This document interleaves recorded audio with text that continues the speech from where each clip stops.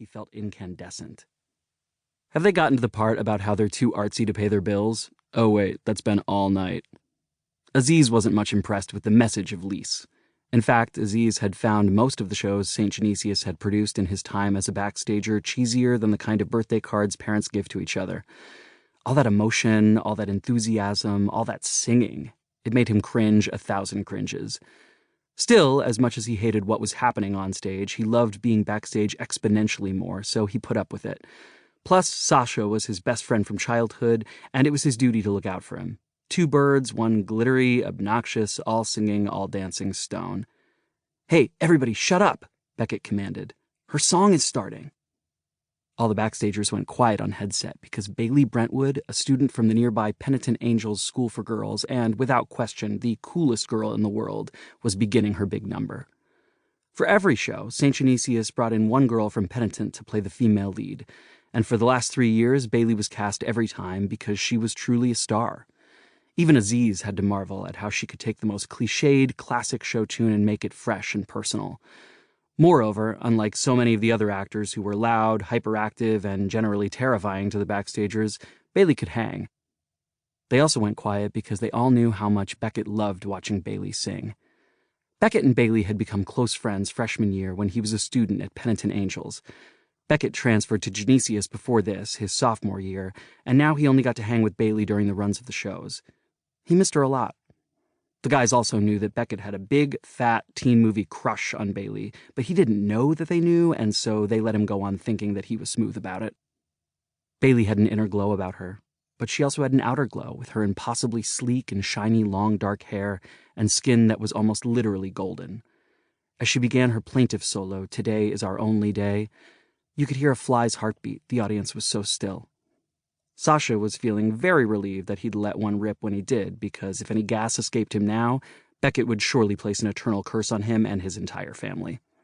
It was shocking then when Beckett broke her spell, speaking low and urgently over the radio. "Backstagers, we have a problem."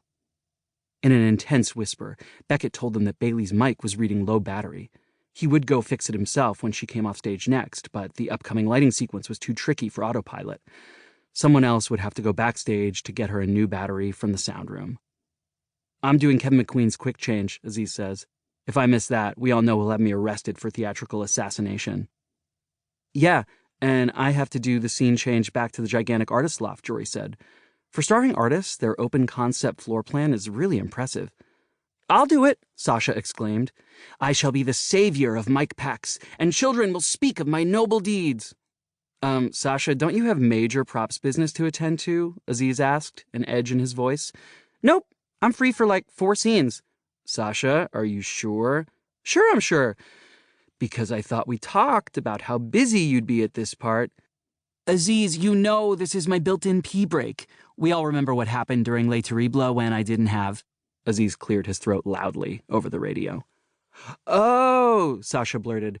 "Right, yes, there's a prop emergency with glue. I've satin glue, and now my butt is glued to all the props.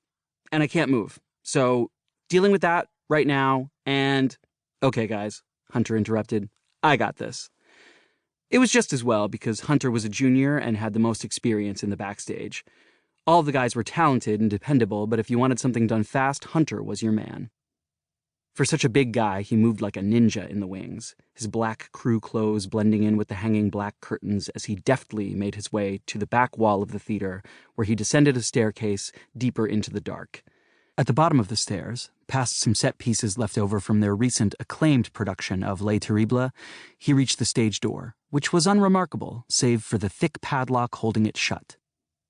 He pulled a key ring off the back of his tool belt, pressed the key into the lock, and paused for a moment. He hadn't been in the backstage for weeks. After everything that went down during the rehearsal period of Lys, the backstagers had decided to padlock the door and to only go back there for extreme theatrical emergencies, at least until they had a new faculty advisor. Their last advisor, Mr. Rample, was fired in the wake of the incident, and while they all felt reasonably comfortable backstage by now, no one knew it like Rample. If anything unexpected went down without him, they'd be on their own. Just past the stage door, Hunter walked into the backstagers' club room, and his heart sank a little. The club room was their own personal nerd cave.